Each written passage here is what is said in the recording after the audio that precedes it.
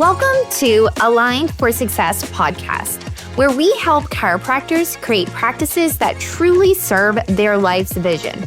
I'm your host, Dr. Nikki, and I'm here to show you how to break free from stagnation, grow your practice, and rediscover the joy of why you became a chiropractor to begin with. Whether you're looking to boost your revenue, spend more time with family, or simply enjoy practice life again, you're in the right place. Let's align your path to success. Hello, everyone, and welcome to another episode of Aligned for Success. Today, I want to talk to you about asking questions. And so we are always taught growing up that if you don't ask, the answer is always no. If you guys are listening and you have kids, you know that kids have not quite gotten their heart broken enough and heard no enough to understand that the answer is going to be no a lot of the times.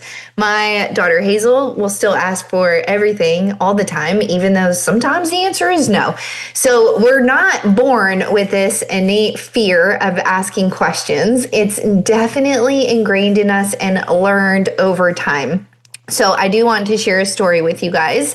And it comes from, I think it was maybe 3 years ago. I was sitting at a mastermind, and the way we were sitting at the table, there was about 20 people total, and we were in a U. And me and my husband, Jonathan, we were the first two on one end. So anytime you're like on the end in a mastermind, you either go first or you go last. And so when we were concluding through the weekend, the very last thing that our mentors at the time had asked was to make an ask of them. And me and Jonathan went first. And so honestly, we kind of panicked and we were like, oh my gosh, we don't know what to ask. So lesson number 1 was always be prepared with an ask. Lesson number 2 was even if you don't have one, just ask for freaking something. So basically, when it got to us, when we went first, we were like, we don't have an ask. You can just go to everyone else's.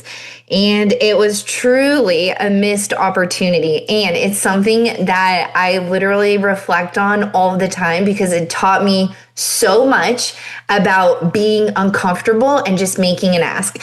So as we went around the room, some of the asks were pretty small, and then some people made huge asks. And I remember one couple said, we are asking for one day of a one-to-one time where we can come to you or you can come to us and you can help us with our business.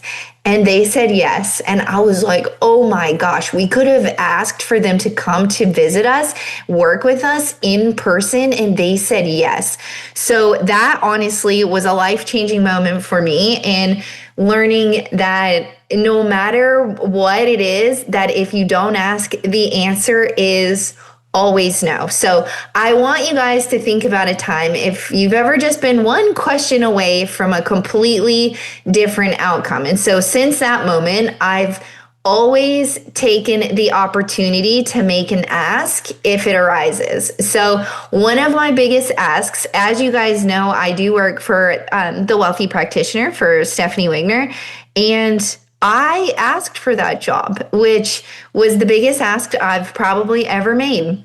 So I will give you guys the background story of that. But Stephanie and I were at a different mastermind in Colorado in February of 2024, and we had to do this little exercise. And so when we're doing the exercise, they had us list out everything we like to do in our business, list out everything that we don't like to do in our business. And at that time, I was in the very, very early phases of starting to coach some chiropractic people. And I had 4 clients at the time. So I had 4 one-to-one clients, which I thought was honestly really good for just starting out. And I really liked it. So when we're there, we're writing out our list, and I peeked over at Stephanie's list, just like when you're in 4th grade and you don't know an answer to a math question.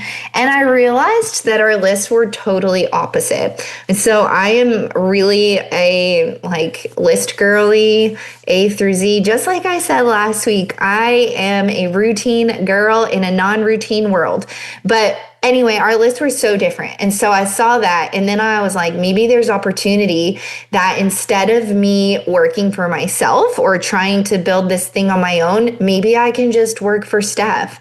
And I didn't ask immediately because it is uncomfortable, because what if she says no? Of course. And then I thought, well, what if she says yes? And so later that night, not gonna lie, after 2 vodka soda drinks, I brought it up and I said, hey, I was looking at your list and I just thought, hey, maybe those are some things I could help you with. So I got the courage to make an ask. And honestly, it's one of the best asks I've ever made, because I absolutely love my little side job at the Wealthy Practitioner, and I get to hang out with all of you guys, who I think are most of our listeners. So thank you.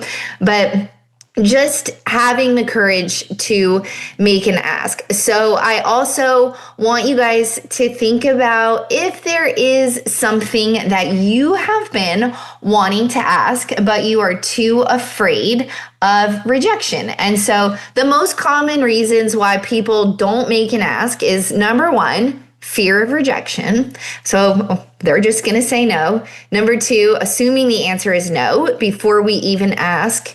Number 3, we feel like we need to earn it instead of claiming it for ourselves. And we undervalue what we bring to the table. So I want you guys to just reflect for a minute. And what have you been talking yourself out of asking for lately? Is it something from your team? Is it something from your staff, your spouse, your friends? Is it something from a patient? Is there something that you have been holding off asking because you are afraid of rejection, or you just don't feel like the time is right? So what I also want to give you guys is a tip on what makes a great ask. It's not necessarily 2 vodka drinks and a little bit of confidence, okay? So number 1, we need to be clear. So vague asks typically do get vague responses. Number 2, be confident, not cocky. So we all know that we have worth and we have value, but we don't want to, of course, be too much and be a turnoff. So being confident, not cocky. Number 3, we really also need to be willing to hear no. So we need to know that maybe they'll say yes, maybe they'll say no, but I'll never know the answer. And if they do say no, it is okay. And then last and most importantly, be anchored in value. So know what you're offering, not just what you want. So you know that you're asking this because it not only would benefit you, but it would benefit the mutual party as well. So maybe there's someone here who wants to ask for a promotion or for a raise. You can also change the way that you ask the question. So instead of saying, can I be promoted? You would say, here's what I have taken off your plate and where I see a gap where I can lead. Can we possibly explore a new role that would reflect that?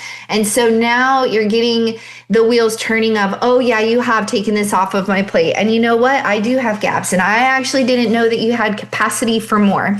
So just rewiring the way and reframing the way that we're asking questions can also be super helpful as well. Now, some action steps for you guys. I want you to journal prompt, what bold ask is sitting on your heart right now? And just remind you guys that the answer is always no if you don't ask.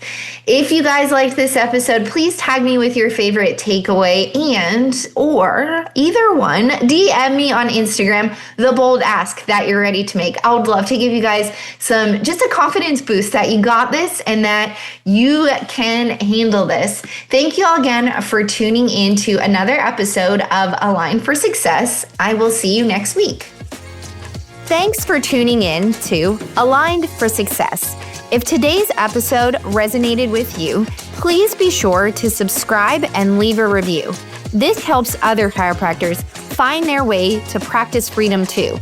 Remember, true success comes from when your practice aligns with your life's purpose. Until next time, I'm Dr. Nikki Cottis, reminding you that a thriving practice and a fulfilling life go hand in hand. See you next week.